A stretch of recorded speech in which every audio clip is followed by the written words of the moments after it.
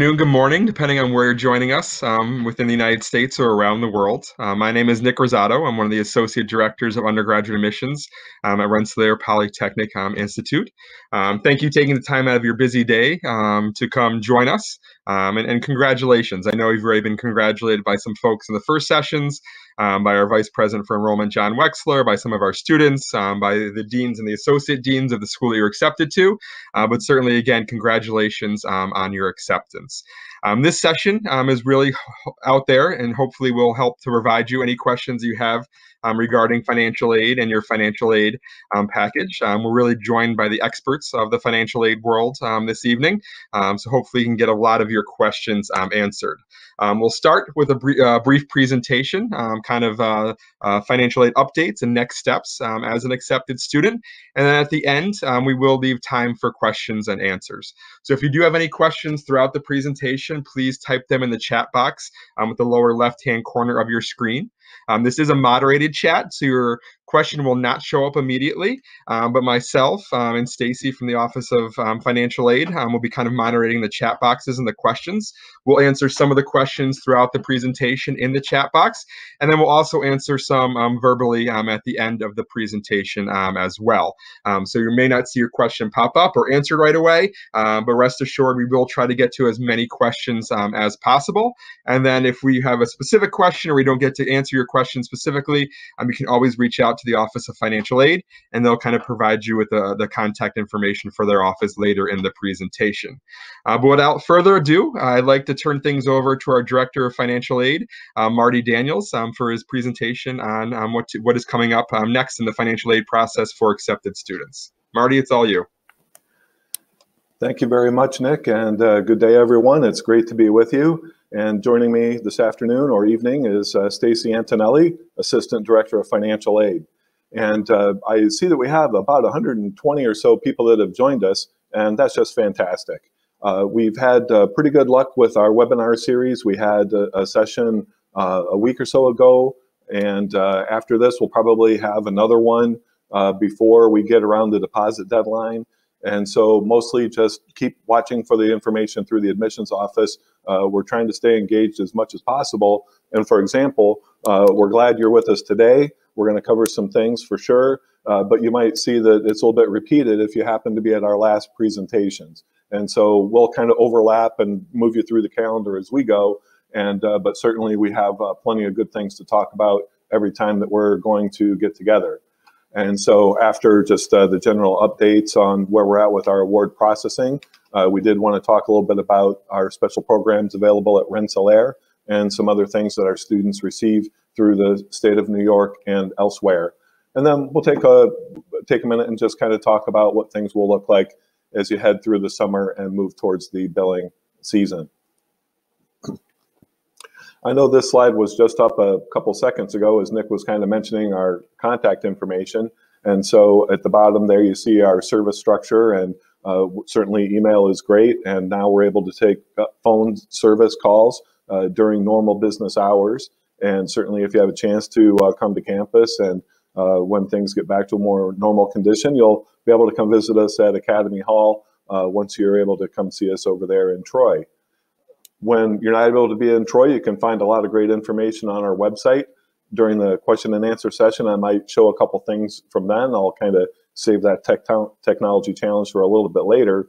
But when it comes to the common forms our students use, you can access forms from our website. You can upload documents to our website, and then also find additional policy information about not only your current awards, but things like satisfactory academic progress, so you understand the rules for having your awards renewed from one year to the next. In terms of our current status, we are mostly what we would describe as being current with our processing for early decision and early action students. We have our standard admit group still coming up, but I understand that for this audience, most of you should already be accepted. And that means that you should already have your financial aid award. If you only received an award that has just a merit scholarship, then it's not too late to apply for need-based aid if you have not yet filed the CSS profile. The FAFSA is required to apply for federal aid. We don't technically need the FAFSA for providing a merit-only award, but if you want to be considered for a need-based grant from Rensselaer, please go ahead and file your profile. And it's a good time to kind of note that we're always kind of looking through and seeing if we're able to match records between the two different types of forms. Sometimes a student might put a social security number error, for example, and we try to resolve those the best we can. What I would say at this time is that if you have filed both forms, you have not received an award, and you believe we should have had it for more than about 2 weeks now, then please go ahead and send us an email with your student ID number and let us see if there's any particular problem that we need to help resolve with you. But at this point, we're moving through pretty well, and we never stop awarding. For New York State residents, just keep in mind that there is a separate New York State application at the HESC website. We'll talk briefly about those programs here in a little while. I just kind of mentioned that we continually award, and so just another thing to take a look at there at the top of this slide. But another reason why a family might not have their award yet is if we've determined that there are significant data conflicts between the information that was provided on the FAFSA and what was provided on the profile document for the same question. And so sometimes we have to kind of stop the application and get clarification and make sure we have the confirmed data before we provide the award. If you've gotten that type of a notice, please respond promptly because we're motivated to get the awards done. At the same time, there can be some very minor differences, and if the award doesn't look like it really would be impacted, then we try to get the award out and follow up perhaps over the summer if there's any necessary documents. And of course, on this slide, also a good reminder is that as you file the FAFSA, all records are edited to see if they're selected for what's called federal income verification. And so really we don't request tax forms or other types of documents like that unless we're resolving an error or resolving a major conflict. And so if you're selected for verification, that notice will be provided to the student by the U.S. Department of Education also. That would be noted on their student aid report. And then we follow up the more typical and what seem like more minor variances around the deposit date. And in most cases, the awards do not change. That's why we try to resolve the major ones first. If it's going to change the award, let's get it straight first so that everything is as accurate as possible when the award goes out. And the last bullet there for student privacy, we do have a process where the student agrees to electronic communications while they're accepting their award, meaning that they know that email is our primary way to communicate once they begin their enrollment. And then for the FERPA form, that's simply a matter of when the student begins enrollment, we need to know who they give us permission to speak in detail about their financial aid and billing. And so that lets them do that. So I might show a couple of those things a little bit later. If your award included the federal direct loan, then if you accept and want to utilize those funds, you'll have to take care of a couple activities at the studentaid.gov website. And basically the promissory note is just the confirmation that it's a loan that needs to be repaid. And then entrance counseling is more or less consumer information so the student understands their rights and responsibilities as a borrower. And as it's noted there, the student does need to do both activities before the funds are able to disperse to their account at the start of each term. And so again, you don't have to commit to the loans right now. We certainly can't make someone borrow the money. That's why those things need to be done by the student, and the student needs to actively accept the award. But if the student wants to utilize those dollars, then they need to do those things as well. For work study, we have a limited number of jobs available, but work study is not the only type of student employment available. If work study is in your financial aid award, understand that's based on financial need. And so if you file on time by August 1st, then hopefully we'll be able to place you into a position starting at the start of the fall semester. For students that aren't eligible for work study as a need-based program, they can still apply for jobs through the Career Center. And actually, if you look at the whole pie of the campus employments, about only 1/3 of that pie is the federal program, and 2/3 is the non-federal jobs. And so it's a pretty healthy student employment environment when everything is up and running. And just so you're aware, with the pandemic health situation, we've had a pretty modest work-study program this year, simply due to public health reasons. But for otherwise eligible students, we've been able to provide some relief through an alternative federal grant program.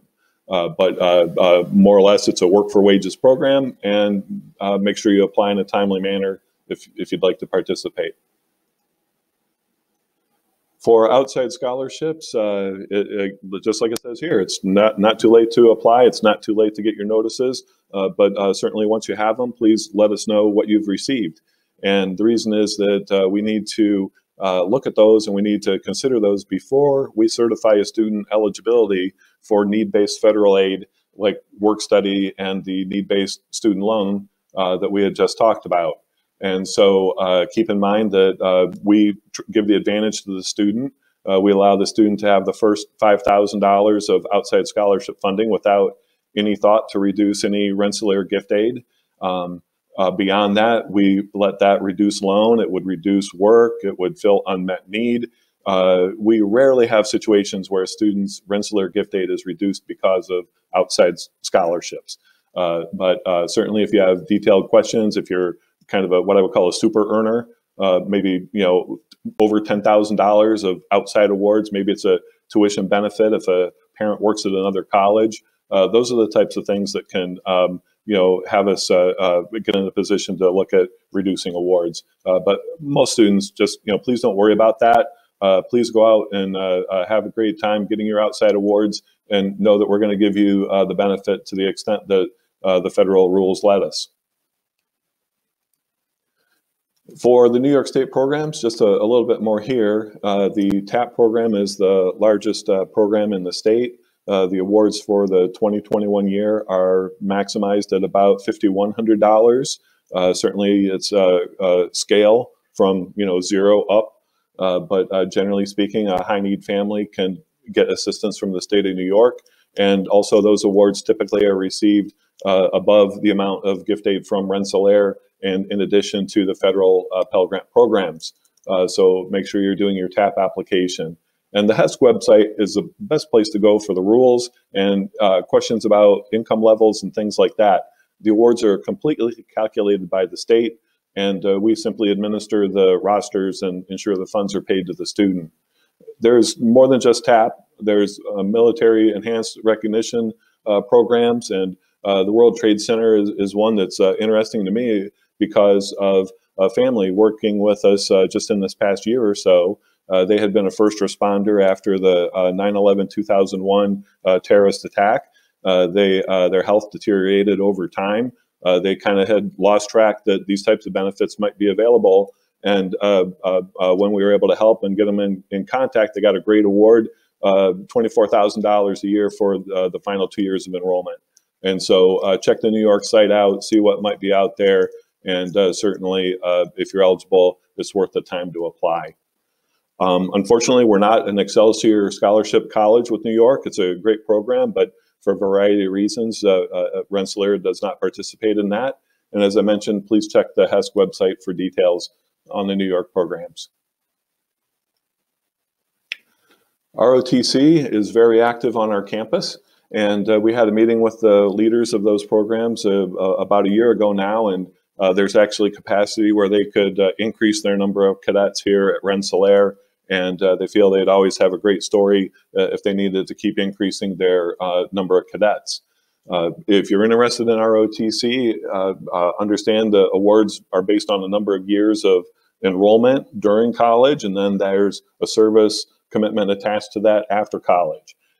Most awards are going to be either 2 or 3 years. If you were interested in a 4-year scholarship, then you probably would have already been applying for that during your senior year in high school. But do keep in mind that it is a national service commitment, but for the right combination of student and program, if you're with the Army and Navy program, your whole cost of enrollment is going to be covered. And if you have need-based federal aid eligibility, you could receive that on top of the ROTC funding. Of course, we would not provide our merit scholarship, for example, but in exchange, you're getting everything covered. For the Air Force, they have kind of a graduated scale of awards. The most common is 18. I'm not aware of any full tuition awards here at Rensselaer, but I don't manage the program directly for the office. My main point for this whole slide, though, is that if you're national service inclined and you've been thinking about a military career, then the ROTC at Rensselaer is a great place to start. And another great thing to do is say thank you to the veterans that might be out there who are thinking about their students coming to Rensselaer. If you're interested in utilizing any veteran benefits you may have available, the best site to go to is the VA site directly, where you can check out the program rules and enter some information about when you served and for how long, and they can give you an idea of what programs you might be eligible for. And certainly it's up to the recipient to designate their dependents as eligible. And again, those are the types of things that you would do at the VA website. The most common program is kind of in the middle, the post 9/11 GI Bill with yellow ribbon. Those students and families are also receiving full tuition and fees, as well as some housing and book allowance. But that again is the view of having the 100% eligibility through that particular chapter. You know, the other chapters 31 and 33 are noted. We do have some recipients. Typically those might be like book or housing programs more. If you have questions, let us know. Again, the VA website is really the best place to start with that. For Rensselaer special programs, here are two that are good to talk about. The ARCH program is essentially a process where the student is encouraged to be out in their profession with an internship or co-op during one of their last 4 semesters. Basically, the first 2 years are pretty typical enrollment, and then the student is with us over the summer to start their junior year, and then for one of those 2 additional terms of the junior year. And for the 3rd term, they're away at their away experience, co-op, internship, maybe independent learning. Our job is simply to align the financial aid to when the student is going to be enrolled in actual classes. And so we have information sessions as the student approaches. That's another page on our website is about the ARCH. And keep in mind that tuition and other charges will only apply when the student is enrolled in courses. And we have a whole office of great people, the ARCH office. They coordinate with the students to know the expectation and to work on the timing. The co-terminal degree programs are another great part of Rensselaer. What it means from a financial aid perspective is that the student's undergraduate merit scholarship and then the amount of need-based aid they received during their last year of enrollment is renewed into their graduate year. So for the co-terminal program, the student is obtaining their 4-year undergraduate or 5-year undergraduate if it's architecture, and then they just stay for 2 additional semesters and they can graduate with their master's degree at the same time. And so it's a great consistent view of here you are having a great time with Rensselaer. I'd like to get my master's. You can do it with us, 2 more semesters, a chance to know what the aid environment looks like without having to transfer, without having to compete with other students. And then also as a graduate student, parents like this one, the student becomes independent for federal aid, and the parent information is no longer on the FAFSA. And so between the continuation of the Rensselaer Gift Awards and the student then becoming eligible for other levels of student borrowing, then that's typically how the co-terminal year is financed. Helpful parents for a longer period of time, of course, are always welcome. But we'll talk more about the ARCH and co-terminal in our other sessions as well. Those are just the basics. Just a couple more slides before we go to question and answers. This one, we just kind of want to acknowledge that we're aware that things change after the FAFSA is filed, and things change certainly since the tax year that the FAFSA was based on. And so we know that heading into the fall of 21, that the FAFSA was based on 2019 income. And so if you've had a loss of income and now we're at the end of the 2020 tax year, then that might be a reason you might file a special condition request to have your award eligibility reviewed.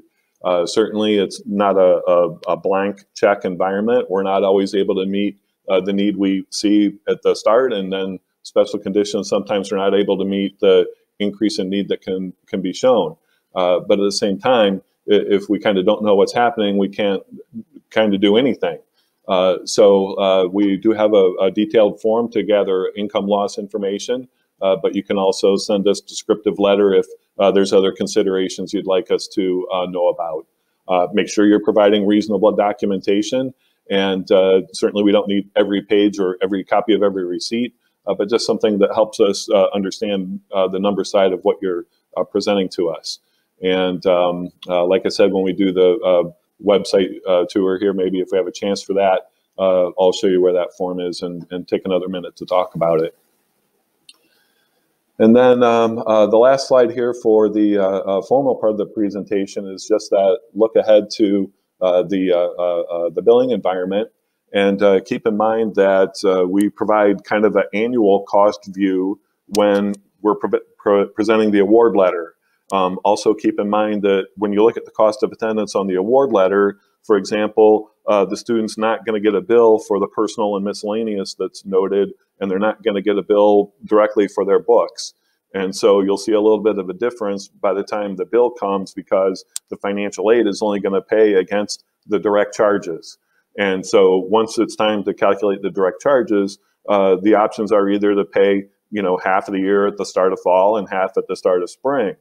Or we have a nice monthly payment plan that you can sign up for. There's no interest. There is a participation fee, but that basically lets you spread the per semester cost out over 4 months for each of the semesters. And, just a very basic view. Some families maybe want to either borrow to replace the family contribution or to help finance some of that. The Federal Plus loan is borrowed by the parent, but they can request an amount that basically covers everything that the student's aid award does not cover. And then the non-federal loans are kind of the same idea, but typically it's the student that's the borrower, and then they have to have an eligible co-borrower. And the lenders will determine their fees and other things on those programs.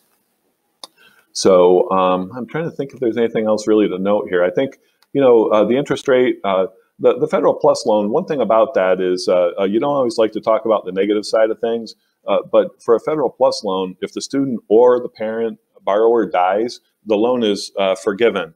And so you might see a little bit higher interest and fees than you might see on a non-federal loan, but typically the co-borrower is going to remain responsible if the student dies, or if the co-borrower dies, then they might recalculate the interest based on the co-borrower death. And so just make sure that if you're looking at those options, first, borrow less, only borrow what is really needed, and then make sure you understand the promissory notes because that's where the details can be interesting sometimes. So I think with that said, I think we've gone through all the slides here, and so I'll take a quick sip of my water here, and let Stacy kind of let me know what might be a good place to start with a question. Same